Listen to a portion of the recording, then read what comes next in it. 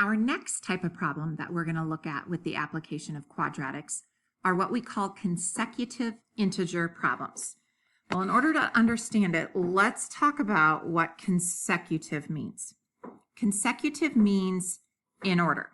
So the numbers 7, 8, 9 are consecutive numbers. 112, 113, 114 are consecutive numbers. What if I'm talking about consecutive even numbers? Well, that might be 8, 10, 12.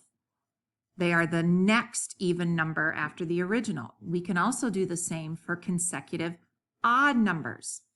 1, 3, 5, and so on. So let's take a look at these problems. Number 9 says the product of two positive consecutive integers is 56. Find the integers. So again, we need to see the setup of a quadratic in order to solve this problem. First, let's define what our variables represent. So I need two positive consecutive integers. So I'm going to switch colors. Let x equal the first integer. Okay. So if x is the first integer, my next positive consecutive integer is the one right after that, which is one more than that. So then let x plus 1 equal the second integer. So my two numbers are x and x plus 1. Now let's do our setup. The product, which means we're going to multiply the two consecutive integers. So the product of x and x plus 1 is 56. Is represents equals 56. Now we're going to do like we did on the first 8. Let's get rid of our parentheses and set my quadratic equal to 0.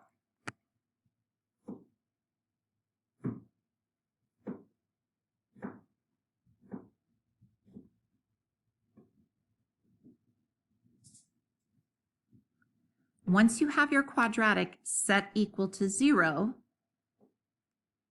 then we factor.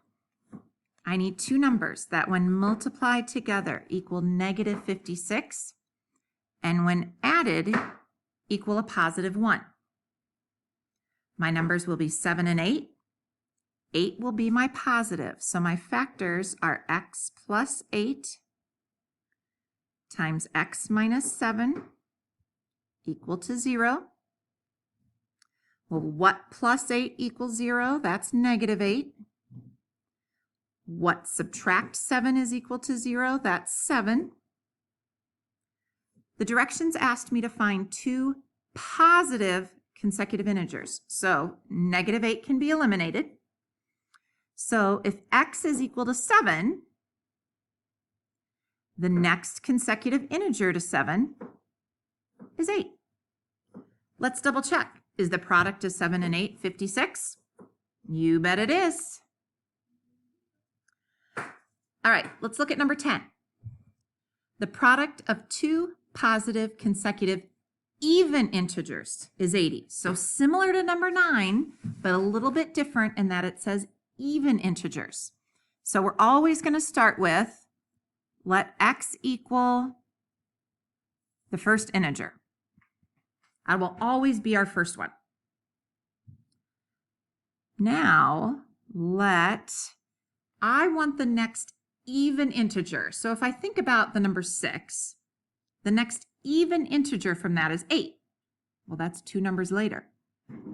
It's always two numbers later, no matter what we're talking about. So now x plus 2 equals the second integer. And whether it's even or odd, it will always be plus 2. Because even if you're talking about an odd number, say the number 7, the next odd number after that is 9, which is 2 digits later. So x and x plus 2, the product is 80. So x times x plus 2 is equal to 80. Hit pause and finish working through number 10. Our solutions are 8 and 10. Number 11. Find two positive consecutive integers such that the square of the first added to 3 times the second is 24.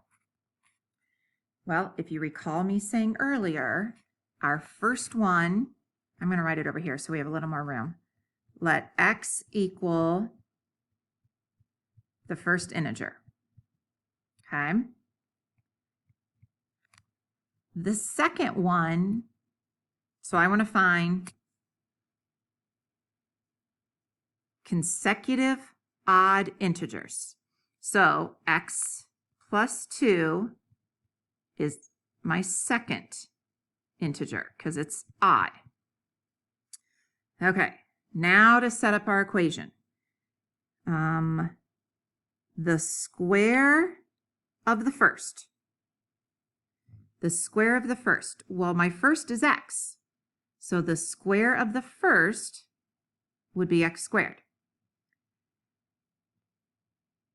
Added to is going to be plus 3 times the second.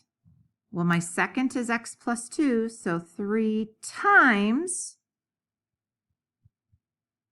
my second is 24. So the key is to break it down. Okay, notice how I underlined each part and I focused on just that part as I put together my quadratic.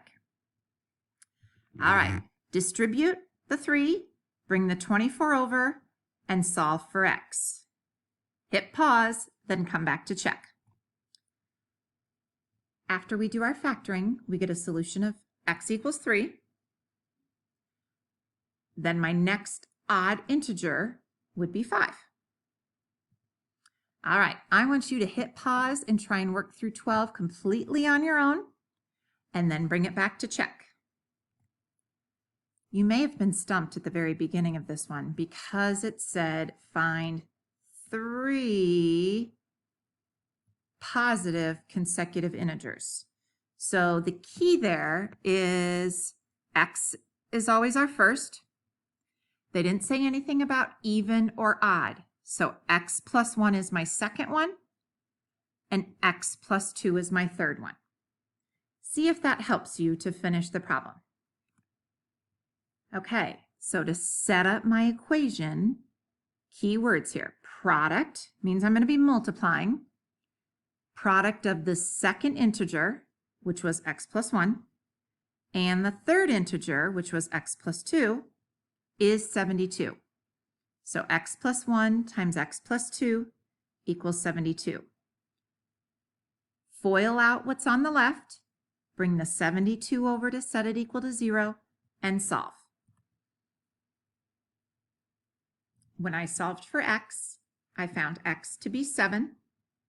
So then my 3 integers are 7, 8, and 9. The key in setting up these consecutive integer problems is defining your variables. That helps you out. So write that beginning part. Let x equal your first integer. Let whatever equal the second integer, whether it be x plus 1 or x plus 2 if they use even or odd.